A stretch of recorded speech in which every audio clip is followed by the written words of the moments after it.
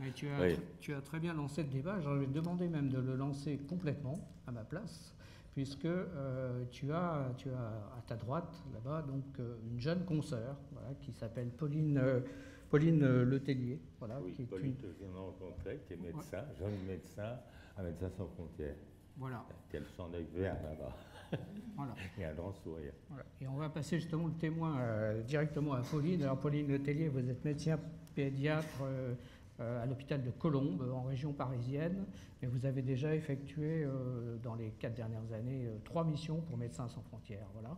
Donc dans le droit fil de ce que Pascal vient de dire, moi j'aimerais effectivement qu'on démarre peut-être sur l'engagement avec une question tout simple. Hein. C'est voilà, pourquoi est-ce que vous êtes engagé? Voilà. Bonjour, merci. Bon, ça va être une question qu'il faut traiter rapidement, mais qui prête à pas mal de choses.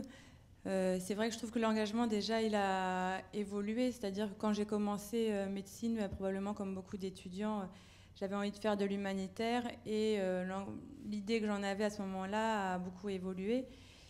Au fur et à mesure, en fait, pendant que j'étais étudiante, j'ai fait 2 petites expériences dans l'humanitaire où j'ai pu voir un petit peu les difficultés auxquelles on est confronté et puis les choses auxquelles je ne voulais pas, enfin, les conditions dans lesquelles je ne voulais pas partir par la suite parce que j'ai beaucoup aimé, ça m'a donné envie de continuer, mais dans d'autres conditions. Et surtout pouvoir partir avec des moyens sur place, une connaissance, parce qu'à ce moment-là, je n'avais pas la connaissance au niveau médical. Et puis, dès qu'il y a une évaluation en amont, en aval d'une mission. Donc, j'ai continué mes études et finalement, je suis repartie avec MSF une fois à Thésée, donc en pédiatrie. Et voilà, donc j'ai eu plusieurs expériences. C'est vrai que l'engagement, là, c'était aider, mais bon, je sais bien que c'est à petite échelle. Et puis, je m'étais dit, même si c'est à petite échelle, j'ai quand même envie d'y aller. Et en ayant ces conditions sur place, de pouvoir faire quelque chose que j'avais eu un peu cette frustration antérieurement de manquer de moyens sur place. Et c'est vrai que l'engagement, après, je trouve que même au cours des missions, il évolue, parce qu'on se rend compte des difficultés, et puis on se rend compte aussi de ce que ça nous apporte. On apprend beaucoup sur place. Donc, c'est vrai qu'au fur et à mesure, j'ai eu envie de continuer à partir, parce que finalement, j'apprenais beaucoup sur place, peut-être plus que ce que je pouvais apporter. Donc l'engagement aussi, c'est pouvoir aider, mais je sais bien que c'est vraiment à une petite échelle. Et puis, c'est apprendre aussi beaucoup. Voilà. Merci. Je me retourne vers Claire Rieu, qui est à côté de moi, qui est la vice-présidente de Médecins sans frontières, pour avoir un peu le point de vue symétrique. Voilà, une jeune médecin, pédiatre, voilà, qui parle de son engagement. Claire, vous êtes vice-présidente de MSF actuellement. Bon, comment est-ce que vous considérez évidemment cet engagement des jeunes aujourd'hui qui viennent vers MSF? Vous avez beaucoup de demandes, j'imagine. Quelles sont les motivations? Déjà, pour rebondir sur ce que tu as dit, c'est vrai qu'on est, enfin, toute une génération de médecins et plusieurs générations de médecins, beaucoup avoir fait médecine pour faire de l'humanitaire. Et ça, je pense qu'on le doit à nos prédécesseurs qui nous ont aussi donné cette image qui a juste dépassé l'action, mais qui a vraiment, vraiment rayonné. Alors après, pas tout le monde ne le fait, mais voilà. Non, je pense que les jeunes, ils sont toujours aussi motivés qu'ils l'ont été. C'est clair que les conditions de travail et d'exercice de la médecine et puis de tout ce qui va autour de la médecine pour que ça marche, elles ont quand même beaucoup changé sur les 20 dernières années, avec ce que disait Pascal, cette professionnalisation qui est absolument essentielle pour assurer une bonne qualité de soins, et voilà, mais qui a aussi le risque de temps en temps de se transformer vers trop de bureaucratie. Donc je pense qu'on va en reparler, qu'il y a un équilibre subtil à avoir en tout ça. Nous, on a des médecins qui continuent à venir, qui sont toujours aussi motivés, avec qui ça se passe très bien. On a aussi beaucoup de médecins dans les pays dans lesquels on travaille, médecins nationaux, qui aussi au bout d'un moment deviennent expatriés, donc avec des équipes mixtes, donc des médecins occidentaux et des médecins non occidentaux. Et ça, je pense, c'est une force aussi très très importante pour Médecins sans frontières.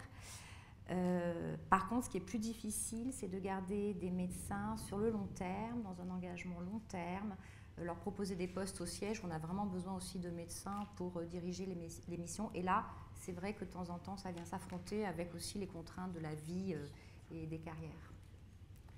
Un petit mot, Pascal. Oui, on parle de médecin. D'abord, il y a tout le corps médical. Il y a médecin, infirmier, sage-femme, bon, anesthésiste, chirurgien, etc. Tout le corps médical. Et d'autre part aussi, on ne peut pas vivre sans des logisticiens. On a besoin de logisticiens performants et parfois spécialisés en eau, Watson, etc. et autres. Donc on a besoin d'une équipe complète et parfois des nutritionnistes, parmi les médecins, parce que la nutrition est importante, qui sont spécialisés en nutrition. Donc on forme une énorme équipe, mais on ne peut pas marcher dans une mission sans avoir un bon log, un bon administrateur. Il y en a beaucoup dans la salle. On n'est pas cantonné effectivement aux professions de santé. Dans la salle, il y a toutes les professions de l'humanitaire et qui vont même jusqu'aujourd'hui à des nouveaux métiers. Je pense par exemple au plaidoyer, aux questions de plaidoyer. Tu évoquais le témoignage. Aujourd'hui aussi, le plaidoyer fait partie de l'humanitaire. Et je vais justement passer la parole à Pauline Chekuti, donc de Action contre la faim, sur le plaidoyer. Et je passerai ensuite la parole à Guy Rafatian, qui est lui du CICR, délégué CICR, pour que vous me parliez effectivement toujours de cette question de l'engagement, des motivations. Voilà. Quelles sont vos motivations aujourd'hui? Qu'est-ce qui vous ont fait entrer dans cette carrière? Pauline, s'il vous plaît. C'est bon. Ça marche, pardon. Oui, merci. C'est une très bonne question, l'engagement quand on fait du plaidoyer, puisque donc moi j'ai une formation de juriste et pas du tout de formation médicale, et pourtant j'avais envie de faire de l'humanitaire. Et la question est de savoir comment on lie les questions juridiques et l'action de terrain, puisque faire de l'humanitaire, évidemment, c'est aller sur le terrain, aider les populations.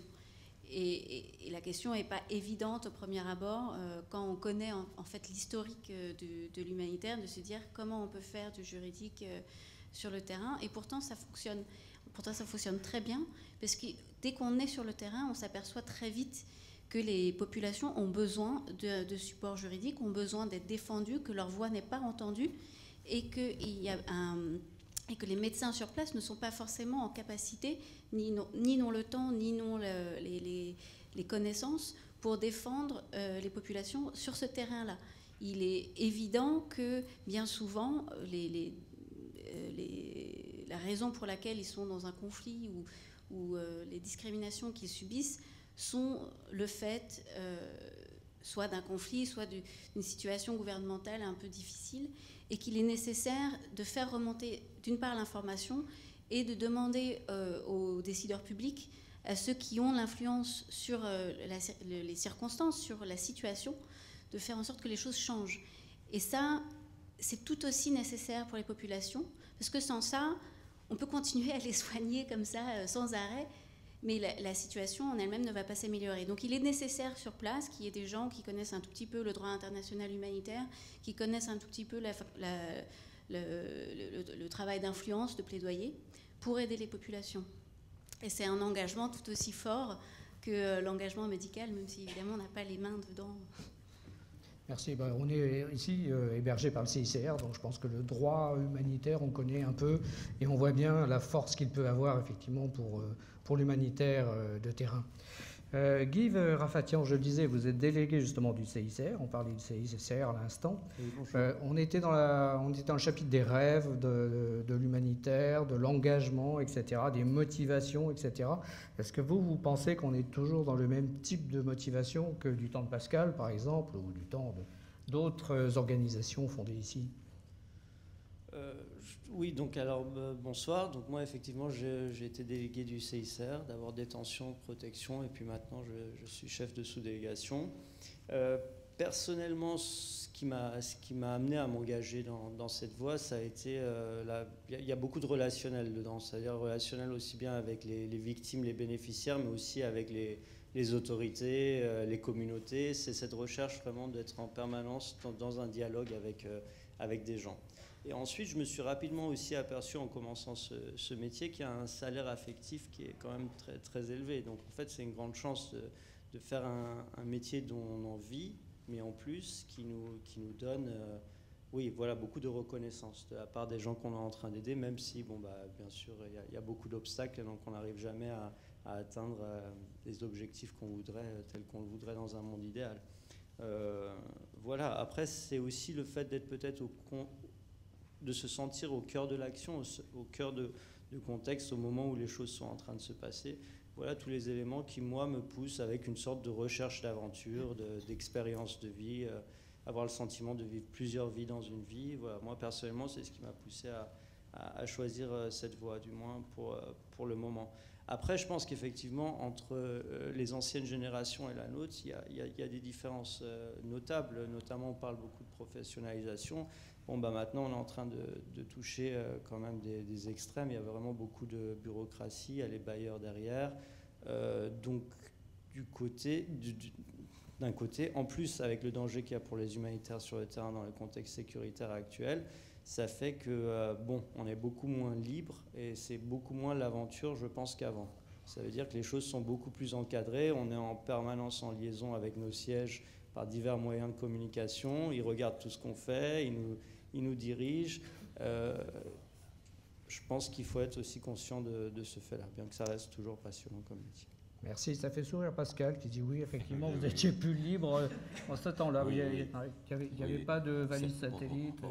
On en reviendra tout à l'heure, le problème humanitaire sur le terrain, avec moi une certaine angoisse, bon, voilà, de cette systématisation formative, etc. Bon, ça sera un sujet après, je pense. On vient d'écouter deux jeunes professionnels, mais il serait intéressant aussi d'écouter donc ce que disent les étudiants sur cette notion de l'engagement, des motivations. Marie Marotte, donc, du Master 2 de Paris 1, donc, souhaitait intervenir donc, sur la question en fait, de l'idéal, voire à l'inverse du désenchantement. Est-ce qu'on peut passer un micro à Marie? Merci. Bonjour, bonsoir. Parlez fort, si Oui. n'hésitez pas. Hein, voilà, Voilà. Merci. Donc moi j'avais une question à propos de la vision des jeunes sur l'humanitaire, donc le terme humanitaire. Est-ce qu'aujourd'hui l'humanitaire n'apparaît-il pas comme une mode, une tendance, voilà, on a envie de faire de l'humanitaire, ça fait bien, on se donne bonne conscience, et est-ce qu'il n'y a pas un décalage entre voilà, ce que c'est que l'humanitaire, enfin la vision un peu idéaliste des jeunes à propos de l'humanitaire et les réalités sur le terrain, les conséquences voilà, que ça a de pouvoir s'engager dans une voie professionnelle comme l'humanitaire, voilà, en termes de choix de vie, de risque du retour aussi, comment appréhender son retour, et puis même voilà, vraiment sur le terrain, est-ce que les jeunes n'ont pas aujourd'hui une vision enchantée voilà, de ce que peut être l'humanitaire, et est-ce qu'on a du mal à définir en fait vraiment qu'est-ce qu'il y a derrière cette idée d'humanitaire? Très bien.